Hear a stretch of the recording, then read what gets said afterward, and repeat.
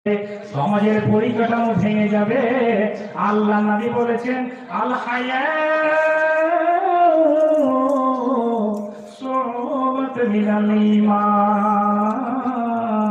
রে আমার উম্মতেরা, তোমার দ্বারাতে এত ফজিলতের মাস পাওয়া সত্ত্বেও তুমি রোজা রাখতে পারোনি। আজান হয়ে যাচ্ছে, তোমাকে মসজিদে যেতে হবে, অথচ তুমি মসজিদে যাও না।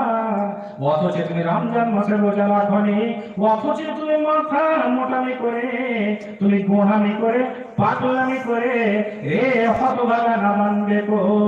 তুমি আবার অহংকার ছেড়ে তুমি কথা বলছো।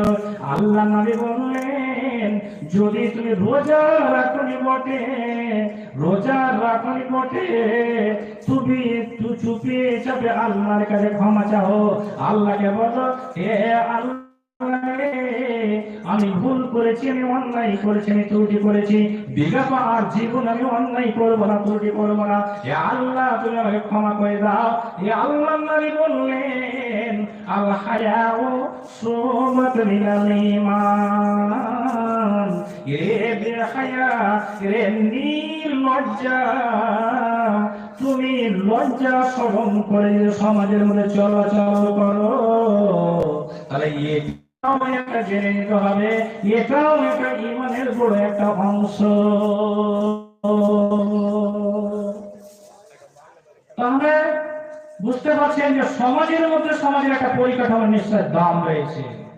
কিন্তু কতগুলো ভাই, কতগুলো বাবাজি, কতগুলো বাড়ির পরিবার জানছে যে আমার ছেলে কিন্তু রোজা রাখেনি, আমার স্বামী রোজা রাখেনি, আমার বেটা রোজা রাখেনি, আমার ভাই রোজা রাখেনি, আমার জামাতের অমুকের ছেলে অমুক রোজা রাখেনি, কিন্তু ওকে যেটা টাইট করতে হবে, কিন্তু টাইট করার মতো কিন্তু আমার ক্ষমতা নেই। কারণ ক্ষমতা আছে কিন্তু ওর কুর্সি খানটা নড়াচড়া করছে, মনে হচ্ছে ছোট বড় আজকে ওর সমান সমান ওই পায়াগুলো নয়।